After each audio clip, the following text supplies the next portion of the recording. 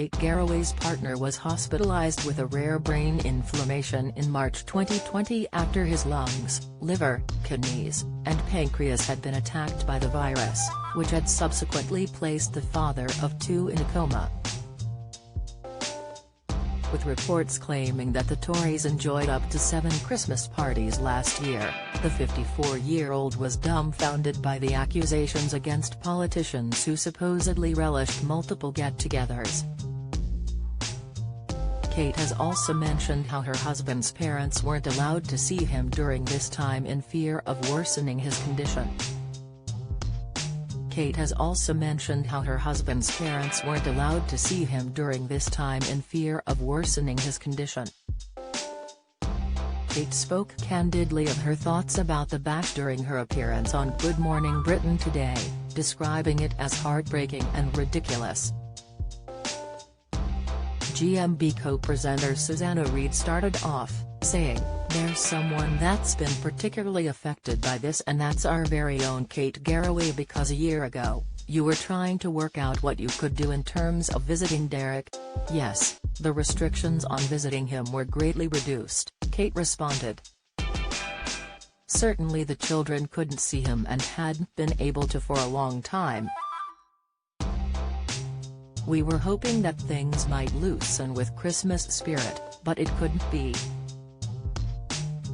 Derek's parents, most movingly I think, "I kept saying to them, I'm sure that we can work out a way for you to see him. It's been 10 months and they were just resolute."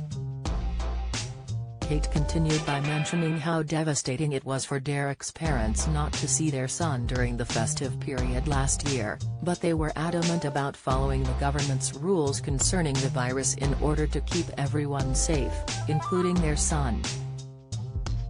The TV anchor considered Derek's parents' decision not to visit their son as a sacrifice, adding that it was important for her husband to make a speedy recovery following his long-standing battle in and out of the hospital. And if having his parents around would put his health at greater risk, Kate and her in-laws simply weren't willing to risk that chance. The Finding Derek star continued to talk about the alleged party, going on to say, "I just don't want to throw stones, basically, because the obvious thing to say is it's heartbreaking and ridiculous, and I can't believe it because I don't think they're a group of evil people. But there is definitely something very, very uncomfortable about. Maybe they just didn't know the devastation. The rules were affecting all of us." Kate went on to pull out a document highlighting the rules implemented by Prime Minister Boris Johnson last Christmas. During that period, there were only 2 legal ways to have an indoor gathering of more than 30 people. There were permitted, organized gatherings, but that would mean guests weren't allowed to mingle with anyone not in their household. That doesn't seem to apply. And the only other legal route was if the gathering was reasonably necessary for work.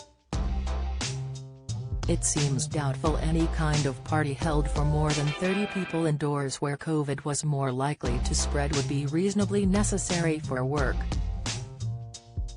Kate was recently applauded by her co-host Charlotte Hawkins, who praised her ITV colleague as she said she had shown tremendous strength by showing up to work while taking care of Derek and their children.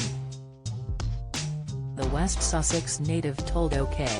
Magazine that she had such an admiration for Kate, who wears her work hat incredibly as she powers through her day with a smile on her face. Meanwhile, in November, ITV announced it has commissioned a follow-up to Finding Derek, titled Caring for Derek, as Kate continues to navigate through the ups and downs of life since her husband returned home from a 13-month stay in the hospital.